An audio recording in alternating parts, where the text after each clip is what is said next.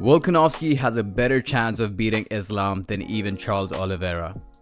Now, I know a lot of you guys are probably disappointed in the fact that Islam is not going to be fighting Oliveira due to the injury that Oliveira suffered during the last sparring session in the 5th and final round of his training camp. And that's really unfortunate, guys. We all wanted to see Charles fight Islam again, but honestly, I'm actually liking this even better. I'm liking the fact that Volkanovski is going to get another shot at the title, which I don't think he would have gotten if Charles hadn't pulled out. This is probably Volkanovski's only chance to fight Islam again. Islam clearly stated that if he successfully defends his title against Charles, he would move up to welterweight to fight the winner of Colby versus Leon. Well, you bring up the welterweight title, and you did see it because you tweeted about it, that Colby Covington obviously is fighting Leon, and he said that if he wins, he wants to fight you first.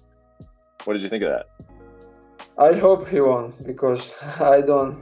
But Colby won the fight, that's why I want Colby win, and we meet one day. So we would have probably never seen this rematch again, whereas Charles versus Islam is still entirely possible since Charles is next in line for the title shot even before Gaethje, since he beat Gaethje already. Now, the reason why I think Volk has a better chance of beating Islam this time around, even taking into account that he has taken this fight in just 2 weeks notice, is simply because Volk is an extremely intelligent fighter, whereas Oliveira coming into the rematch with Islam had the exact same game plan as he did the first time around. And this is not me saying it, it's Charles himself. Have you done anything differently for this training camp compared to the first fight with Islam? Não, simplesmente treinei. A gente tem que treinar e se dedicar todos os dias. If he were to get into the same kind of chaos that he did with Islam in the first fight, the rematch would have gone the exact same way, as we all know how Islam is an excellent counter striker and Charles doesn't really move his head out of the center line. Islam likes to wait patiently till his opponent strikes, and then he likes to counter with strikes or either time his takedowns. And this is the worst kind of style for Charles, since he absolutely loves a chaotic fight. Most of Oliveira's fight end up with either him finishing his opponent or his opponents finishing him.